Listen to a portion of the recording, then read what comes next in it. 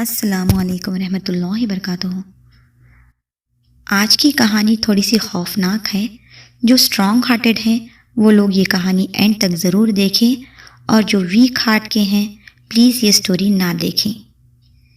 یہ واقعہ فرید کے بھائی راحیل کے ساتھ 1997 میں اس وقت پیش آیا جب راحیل کی عمر 16 سال کی تھی۔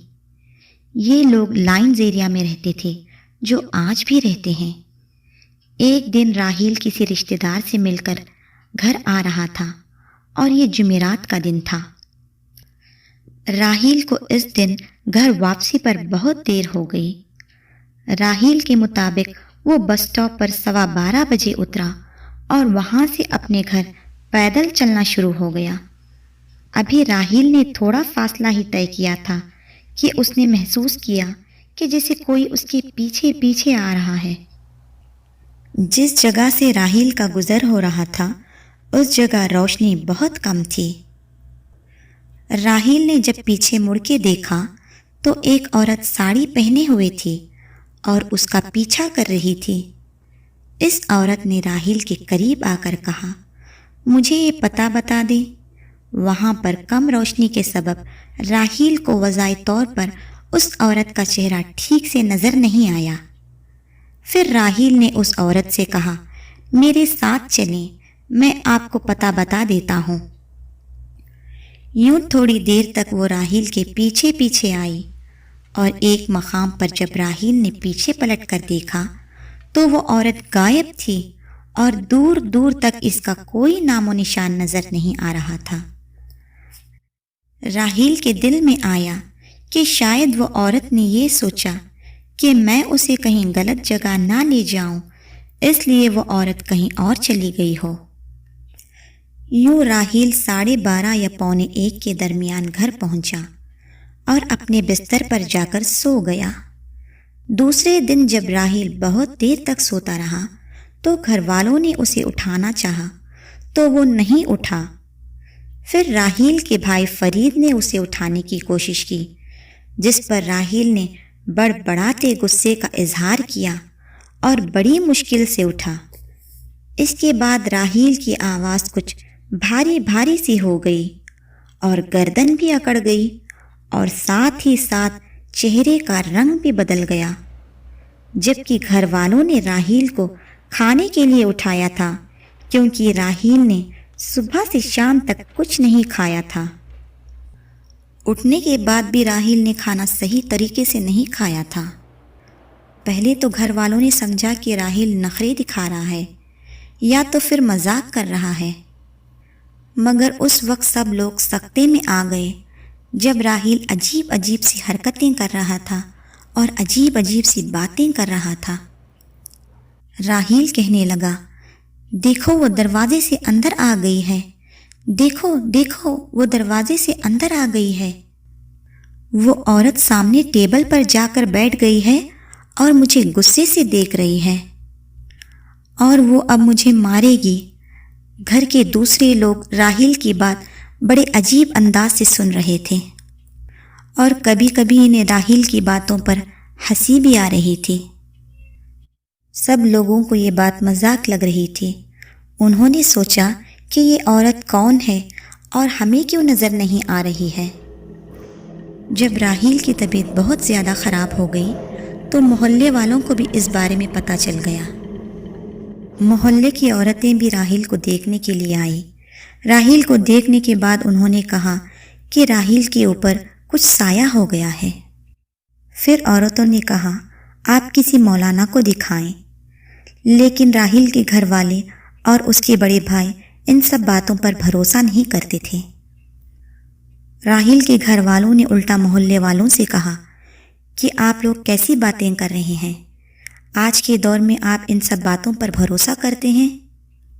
یہ ضرور کوئی بیماری ہے، اور آج کل کے دور میں ہر بیماری کا علاج ممکن ہے۔ راحیل کے علاج کے لیے انہوں نے ڈاکٹر کو بلایا۔ ڈاکٹر نے نیند کا انجیکشن دیا، کچھ پین کلرز اور دوائیاں لکھ کے دی راحیل کو۔ دوسرے دن جب راحیل اٹھا تو بالکل نارمل سا تھا، لیکن ایک خاص وقت پر جب اس عورت کا سایہ راحیل پہ ہوتا تو اس کی طبیعت پھر سے خراب ہو جاتی۔ طبیعت بگڑتے ہی راحیل الٹی سیدھی باتیں کرنے لگا۔ کبھی کہتا کہ وہ عورت اسے کہہ کے گئی ہے کہ وہ کسی اور وقت آئے گی۔ اس بات سے راحیل کے چہرے پر شدید خوف سا چھا گیا تھا۔ لاکھ کوششوں کے بعد بھی جب کوئی حل نہ نکلا تو فرید نے راحیل کے لیے کسی مولانا سے بات کی۔ پھر مولانا نے راحیل پہ دم کیا اور کہا جب بھی راحیل کی طبیعت خراب ہو تو اس کے قریب قرآن پاک کو رکھ دیں۔ جب اگلی بار راحیل کی طبیعت پھر سے خراب ہوئی تو انہوں نے بالکل مولانا نے جیسا کہا ویسے ہی کیا۔ جب گھر والوں نے راحیل کے پاس قرآن پاک لے گئے تو راحیل کی طبیعت اور مزید بگڑنے لگی۔ گھر والے مزید پریشان تھے کیونکہ راحیل کی طبیعت کسی صورت سنبھل نہیں رہی تھی۔ پھر فرید نے سوچا کہ راحیل کو کسی نفسیاتی ڈاکٹر کے پاس میں دکھانا چاہیے۔ پھر گھر والے راحیل کو نفسیاتی ڈاکٹر کے پاس میں لے گئے۔ جب نفسیاتی ڈاکٹر نے راحیل کا معائنہ کیا تو اس نے بتایا راحیل بہت زیادہ خوف زدہ ہے اور ذہنی دباؤ کا شکار ہے۔ ڈاکٹر نے فرید سے پوچھا کیا کسی نے راحیل کو ڈرایا یا کسی ڈاکٹر کی بات بالکل صحیح تھی۔ راحیل بہت خوف زدہ ضرور تھا، لیکن جس بات کا سبب راحیل پر خوفداری تھا اس خفیہ شے تک ڈاکٹر کی رسائی کا علاج ممکن نہیں تھا۔ ڈاکٹر کی دی ہوئی دوائی فرید نے اپنے بھائی کو ضرور استعمال کروائی، لیکن راحیل کی حالت میں ذرا سی بھی بہتری نہیں آئی تھی۔ یہ اس خاندان کی خوش نصیبی تھی کہ فرید کی ملاقات ایک ایسے شخص سے ہوئی جو اس طرح کا علم رکھتے تھے، جس کی بدولت شے سے آگاہی ہو جاتی تھی۔ وہ شخص فرید کے ساتھ گھر آئے اور راحیل کو دیکھا تو انہیں اندازہ ہو گیا کہ راحیل کے اوپر بہت ہی خطرناک اثرات ہیں۔ ان صاحب نے راحیل کا علاج شروع کیا۔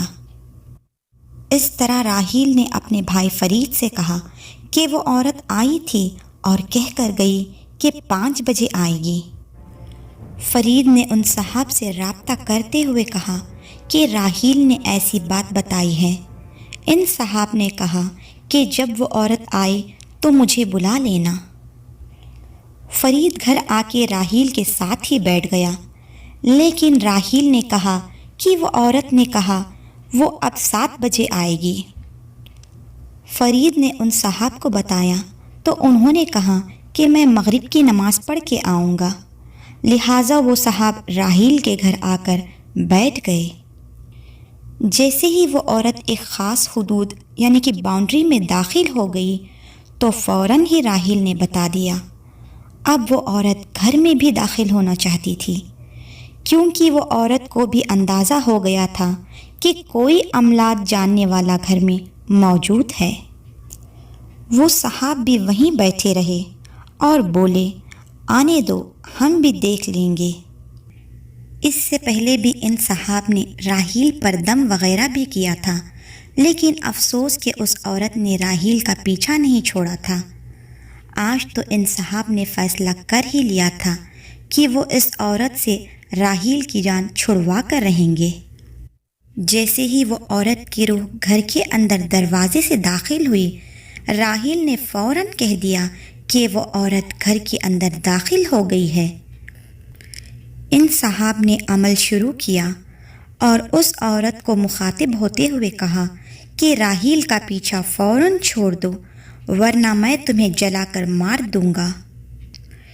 یوں ان صاحب نے کافی دیر تک اس عورت سے بات کر کے اس سے وعدہ لیا کہ وہ عورت راحیل کو دوبارہ تنگ نہیں کرے گی۔ پھر عورت نے کہا ٹھیک ہے، وہ راحیل کا پیچھا چھوڑ دے گی، مگر شرط یہ ہے کہ درخت کے نیچے ایک جگہ ہے، اسے ان لوگوں کو صاف کرنا ہوگا۔ یہ کہہ کر وہ عورت چلی گئی۔ جب راحیل ہوش میں آیا اور نارمل ہوا تو فرید نے راحیل سے اس روز ہونے والی تمام باتیں معلوم کی کہ وہ کس جگہ اترا، کس کس جگہ سے گزرا اور اس نے اس رات کو کیا کیا۔ اس بات پر راحیل نے اس رات ہونے والی تمام باتیں بتائیں، اور اس نے ایک اور بات بتائی کہ وہ تھک کے اس درخت کے نیچے بیٹھا۔ میرے پاس جتنا کچرا تھا میں نے وہ کچرا اس جگہ پھینک دیا تھا۔ پھر فرید نے راحیل سے کہا کہ مجھے اس جگہ لے چلو۔ جب فرید اگلے روز اس مقام کی شناخت کرنے کے لیے وہاں گیا تو وہ جگہ پہلے سے بھی بہت گندی لگ رہی تھی۔ فرید نے اس جگہ اور مٹی وغیرہ ڈال کر تھوڑی اونچی جگہ بنا دی اور پانی وغیرہ چھڑک کر اگربتی جلا دی، اور پھر وہ دونوں بھائی گھر آ گئے۔ پھر اس کے بعد وہ عورت راحیل کو تنگ کرنے نہیں آئی۔ اس طرح ان کے گھر والوں نے راحیل کے ساتھ اپنے 10 روز انتہائی تکلیف کے عالم میں گزارے، جس حادثے کو یہ لوگ آج تک نہیں بھول پائے۔ وہ کہتے ہیں نا کہ برا وقت آنے میں دیر نہیں لگتی۔